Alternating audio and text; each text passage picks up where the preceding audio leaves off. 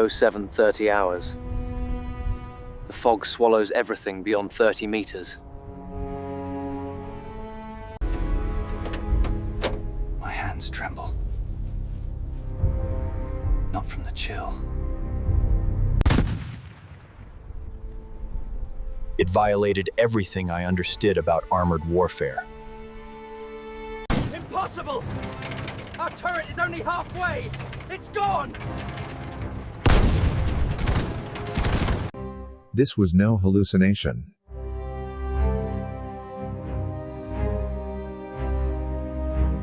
"42 Panthers, supremely confident in our mechanical superiority." The 75mm high-velocity gun, sloped armor, the pinnacle of German engineering. American armor? Inferior. Hastily built. Unreliable. Their crews? Inexperienced. They rely on numbers.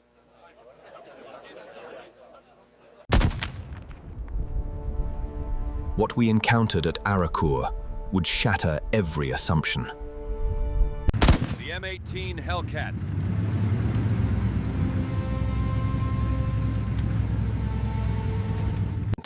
A name they would learn only after capture or survival. The Americans, they've reimagined the war itself. They had traded armor for speed.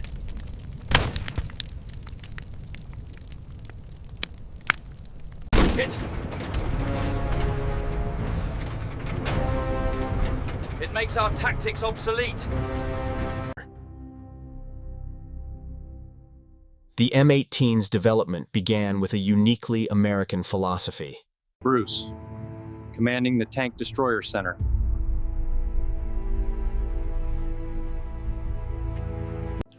Why meet tanks with tanks in heavyweight slugging matches?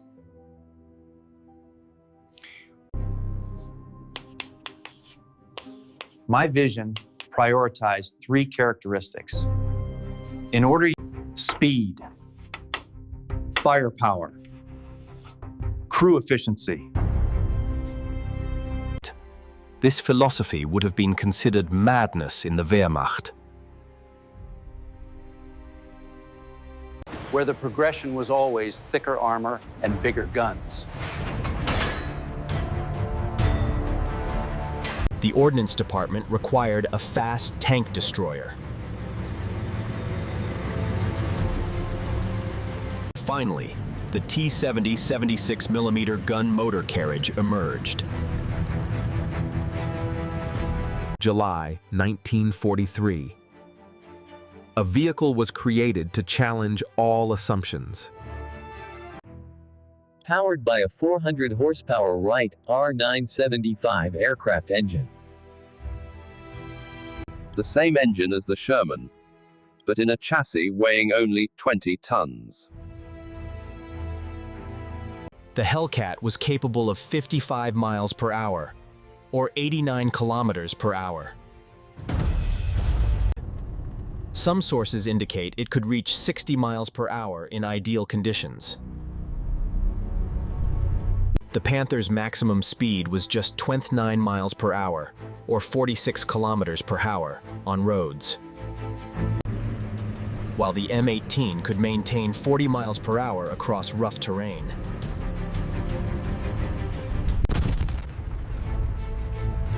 The roots of German dominance lay in combined arms tactics. Tanks were the armored fist, designed to break through. Speed mattered, but survivability mattered more. Each iteration grew heavier, more heavily armored. The American doctrine, Field Manual 18-5, was a complete rejection. Tank destroyers were to be held in reserve. Using superior mobility to achieve flanking positions. then redeploy before a counterattack.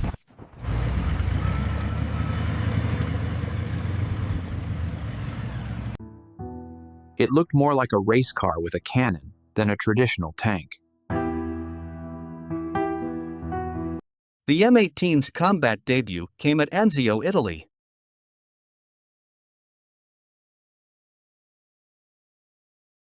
The mountainous terrain seemed hardly ideal.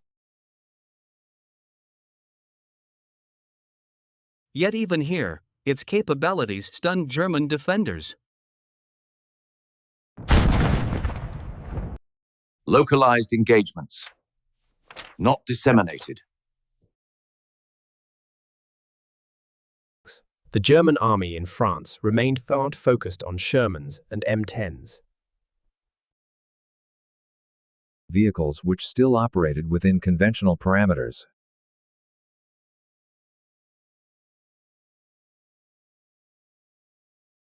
By September 1944, the German army was operating under a fatal misunderstanding. The 113th Panzer Brigade with 42 Panthers.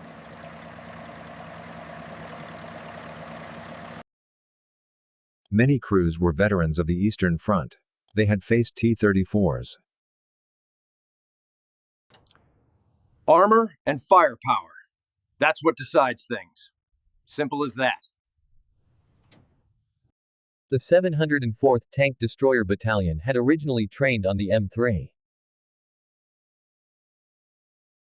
and had spent months perfecting techniques to maximize the Hellcat's speed. Morning of September 19th, the 113th Panzer Brigade advanced. We expected to brush aside the American screening forces. Intelligence identified Shermans.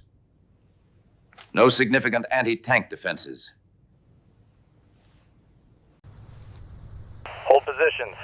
Engines quiet. Scan your sectors. I have contact.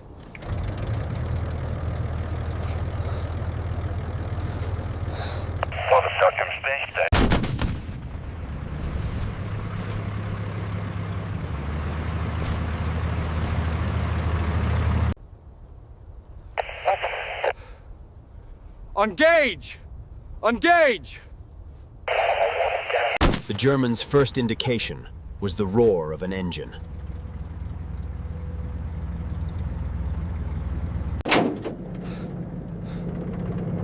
What is that?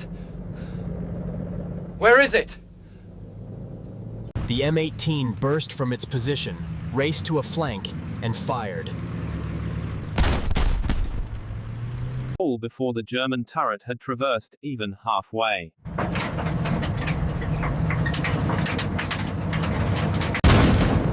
It's on the left! No, it's moved! In 5 minutes, 5 German tanks knocked out, for the loss of 1 M18. It was systematic destruction by an enemy who refused to fight by the rules. The disparities created a fundamental mismatch.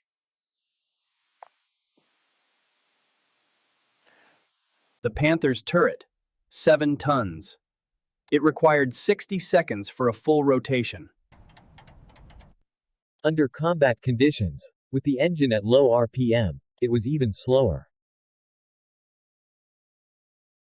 The M18's turret, by contrast, was just over 2 tons. Far faster. Target acquired! Firing! Just gotta keep it clean and ready. The Panther, despite its reputation, suffered chronic mechanical problems.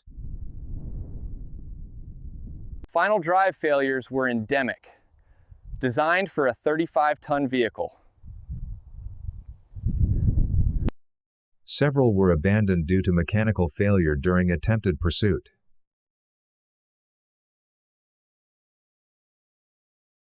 Around 0900, the fog lifted. The full sophistication. Charlie 1, you're the bait. Draw their fire. Charlie 2, Charlie 3, you're on the flank.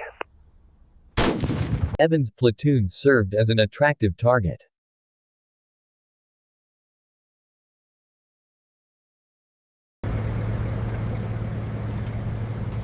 Focus fire on that platoon! Destroy them! Destroy them! Failing to notice the other two platoons advancing on their flanks.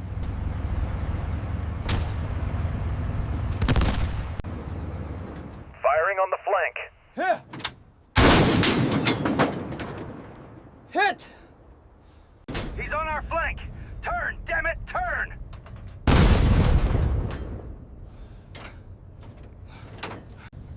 Charlie 2, target, 2 o'clock on the ridge.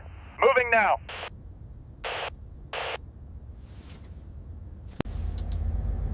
Solid copy, Charlie 1. We see him.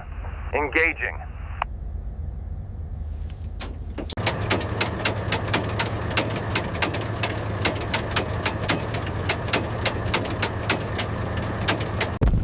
This communication gap multiplied the M18's speed advantage.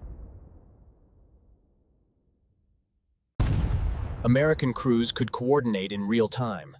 German crews operated in isolation.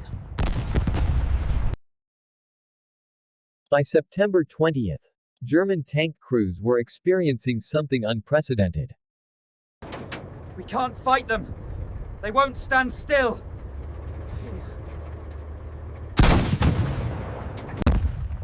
These were men who had faced T-34s in Ukraine, who had survived the crushing battles of Kursk.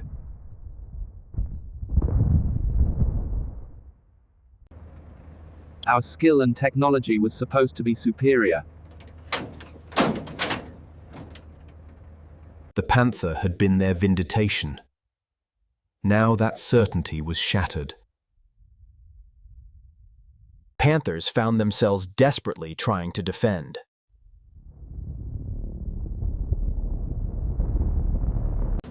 Aim for the ricochet shot, between the mantlet and the glasses plate.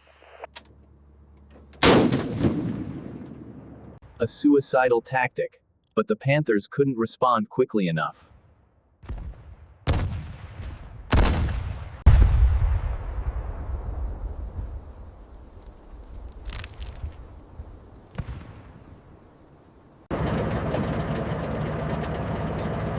Where are they coming from?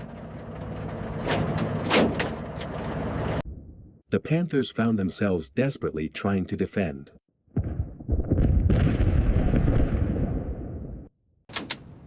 Just a little lower. Right there.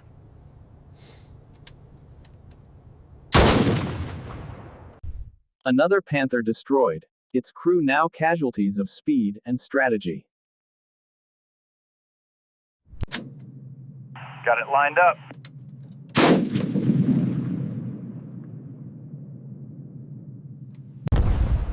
Their speed and strategy had become a nightmare for the enemy.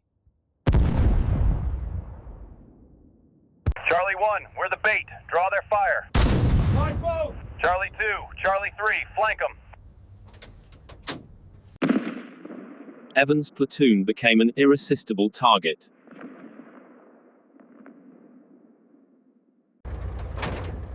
Focus all fire on that platoon! Destroy them! Charlie 1, you are the bait. Draw their fire. Charlie 2, Charlie 3, you are on the flank. Evans' platoon served as an attractive target.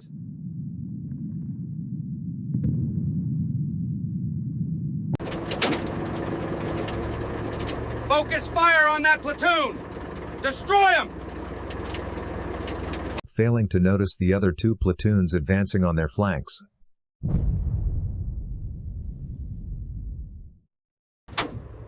Firing on the flank! Hit! Charlie 1, you are the bait. Draw their fire. Charlie 2, Charlie 3, you are on the flank. Evans' platoon served as an attractive target.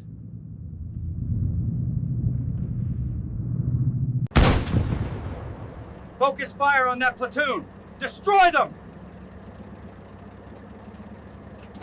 Failing to notice the other two platoons advancing on their flanks.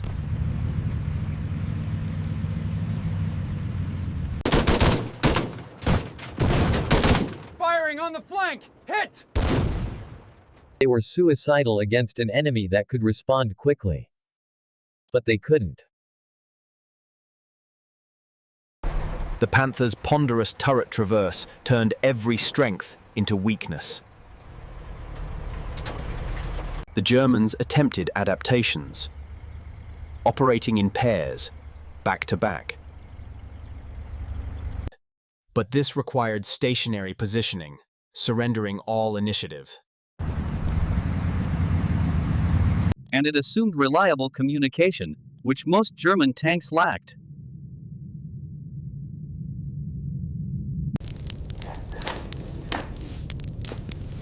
The problem isn't just tactical, is it? The M18 wasn't just faster. It was easier to produce, maintain, and replace. Production peaked in January 1944 at 250 M18s per month. Each vehicle required approximately 500 man-hours.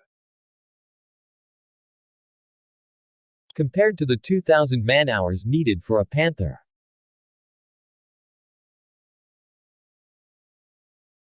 Each Panther was essentially hand-built.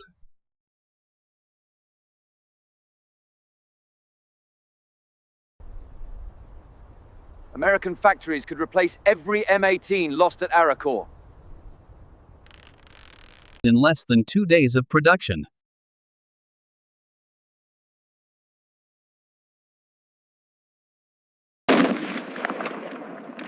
The loss of 39 Panthers represented over a week's total production.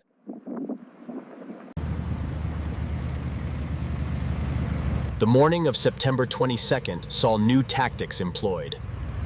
M18s sprinted across open ground at maximum speed.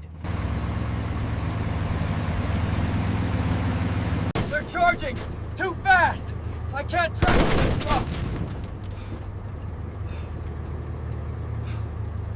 The psychological effect on German crews was devastating. We could hear them coming. But knowing and responding are different things. Suicidal against an enemy that could respond quickly. But they couldn't.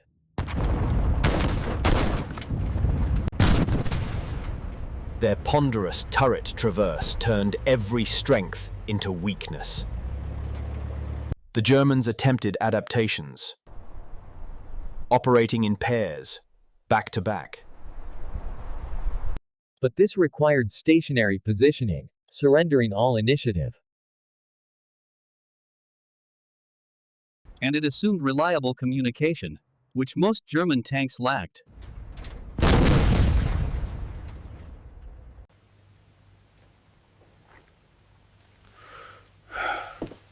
The problem isn't just tactical, gentlemen. The M18 wasn't just faster. It was easier to produce, maintain, and replace. Production peaked in January 1944, at 250 M18s per month.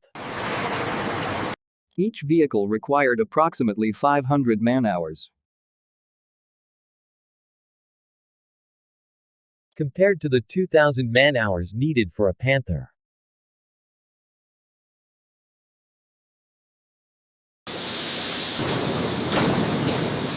Each Panther was essentially hand-built. American factories could replace every M18 lost at Arracourt. In less than 2 days of production.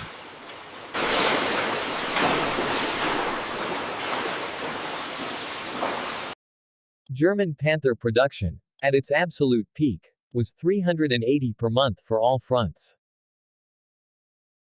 The loss of 39 Panthers represented over a week's total production.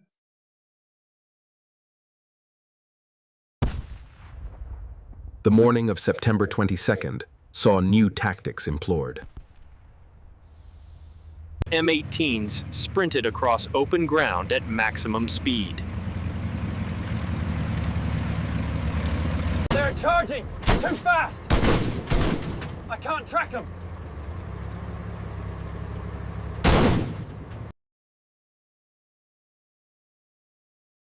The psychological effect on German crews was devastating. We could hear them coming. But knowing and responding are different things. The ultimate test came during the Battle of the Bulge. As M18 battalions rushed to critical points, their speed again proved decisive. Team Desaubry, with just 4 M18s, had to defend Noville. Their high-speed highway journey, one of the few documented cases. Where the top speed of the M18 was actually used to get ahead of an enemy force.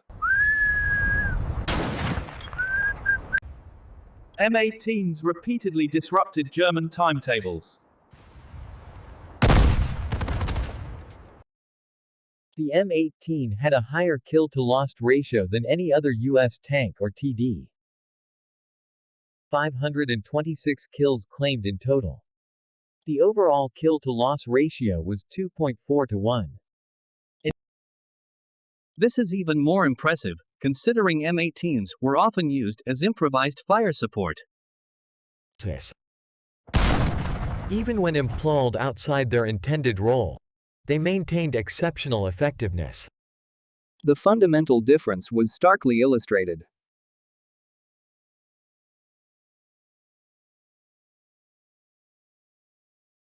The Germans looked at the T-34 and decided they needed something similar, but better.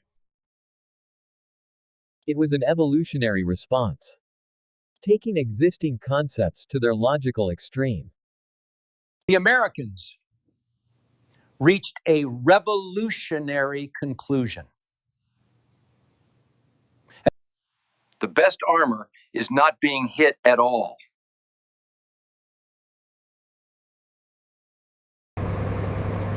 The M18 represented a complete reimagining, not a mobile bunker. But a precision weapon on tracks, able to deliver strikes and evade retaliation.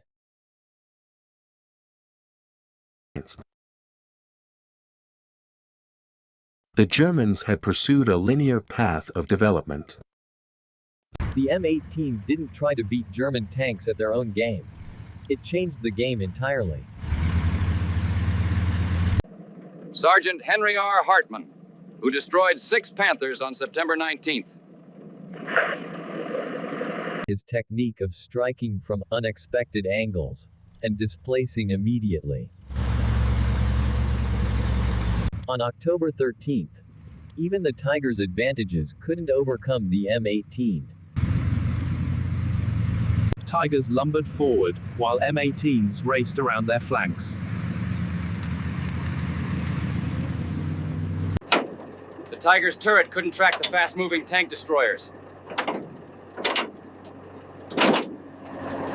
Workers who had built Buicks could, with minimal retraining, build Hellcats. Unlike German tanks, which required skilled craftsmen. The commander could search for targets while the gunner engaged.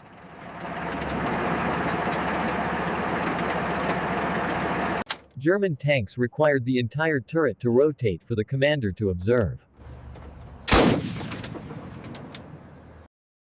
Ammunition storage reduced the chance of catastrophic explosion. M18 crews could survive hits.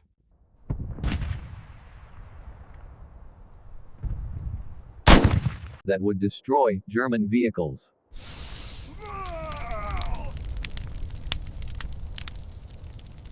American doctrine evolved.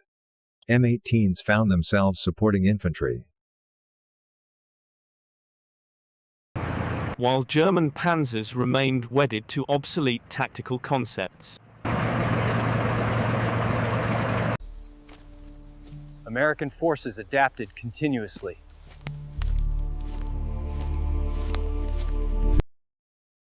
Unable to match American mobility, German tanks were relegated to static defense. This surrendered all initiative and made them vulnerable. The production situation was equally dire.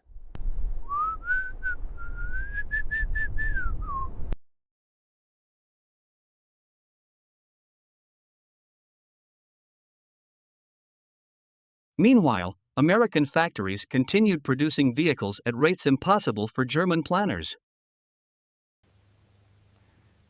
Impossible. We cannot match this speed or this production. The Rhine crossing provided final validation.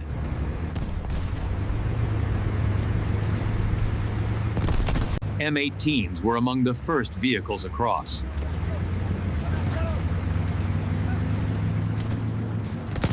Using their speed to establish a bridgehead before German forces could respond. Panthers and Tigers rushing to contain the bridgehead found M18s already waiting. The story didn't end. 650 were converted into M39s for Korea.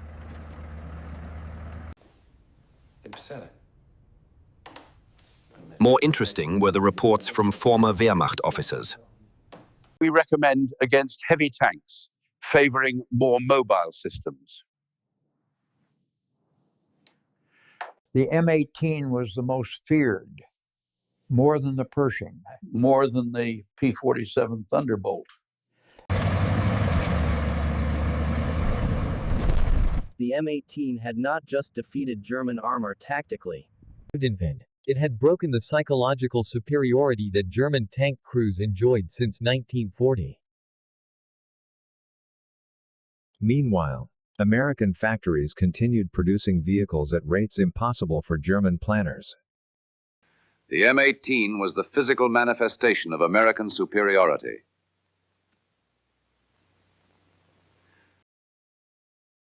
Germany could not win a mobile war against an enemy that moved at twice their speed.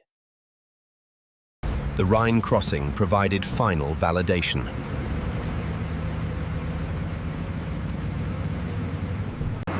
M18s were among the first vehicles across.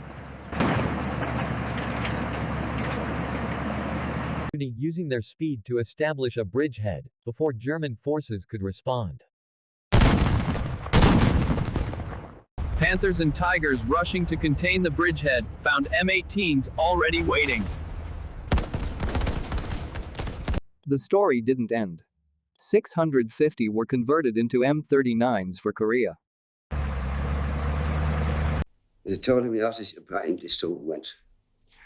More interesting were the reports from former Wehrmacht officers.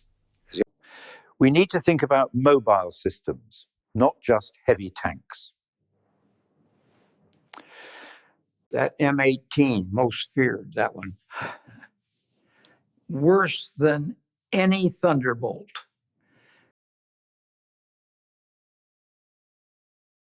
The M18 didn't just tactically defeat German armor.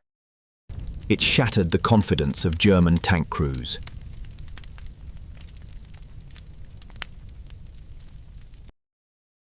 Meanwhile, American factories continued producing vehicles at rates impossible for German planners. The M18 was the physical manifestation of American superiority. The Rhine crossing provided final validation.